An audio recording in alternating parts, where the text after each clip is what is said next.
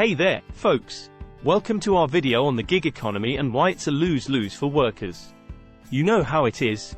You're looking for a job that's flexible and easy to get into, and all you can find are gigs that pay peanuts and give you no benefits. Well, today we're going to talk about why that is and why we need to do something about it. So, first things first, the gig economy is a bad deal for workers because they're classified as independent contractors, not employees. That means they don't get all the protections and benefits that employees do, like minimum wage, overtime pay, and workers' comp. They're also responsible for all their own expenses, like gas and insurance, and they don't have any job security. Plus, let's talk about the pay.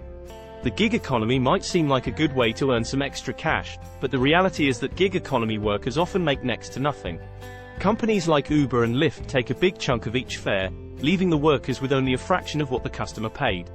And it's not just the ride-hailing apps. Companies like Instacart and DoorDash do the same thing to their delivery workers. But it's not just the low pay that's the problem. It's also the long, unpredictable hours and cutthroat competition.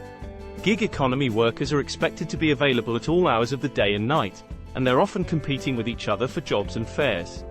It's like a race to the bottom, with workers driving themselves into exhaustion just to make ends meet. And who benefits from all of this? The companies, of course.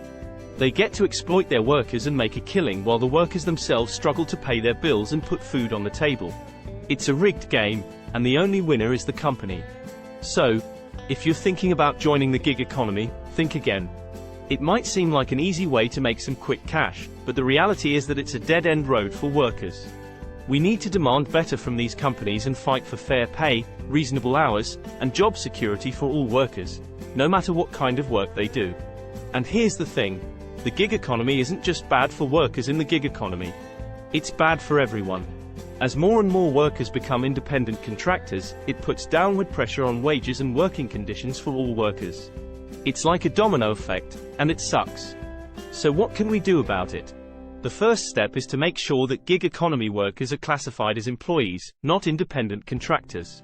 When workers are classified as employees, they're entitled to all sorts of protections and benefits that independent contractors don't get. These include things like minimum wage laws, overtime pay, workers' compensation, unemployment insurance, and the right to join a union. The problem is that many gig economy companies insist on classifying their workers as independent contractors, which means they don't have to provide any of these protections or benefits. This saves the companies a lot of money, but it leaves the workers vulnerable and without basic protections. That's why we need to fight for laws and regulations that require gig economy companies to classify their workers as employees. But that's just the beginning. We also need to push for fair pay and better working conditions for gig economy workers. Right now, many of these workers are making well below the minimum wage, especially when you factor in expenses like gas, car maintenance, and other costs. We need to demand that these companies pay their workers a fair wage that reflects the value of the work they're doing. We also need to push for better working conditions. Gig economy workers are often expected to work long, unpredictable hours, with no guarantee of income from week to week. This kind of instability can be incredibly stressful and can make it nearly impossible for workers to plan for their future. We need to demand that these companies provide some stability and security for their workers, whether that's through guaranteed minimum pay, a set schedule, or some other form of protection. Overall, the gig economy has the potential to be a powerful force for good, providing flexible work options for people who need them. But right now, it's a broken system that's exploiting workers and leaving them without basic protections or a fair wage.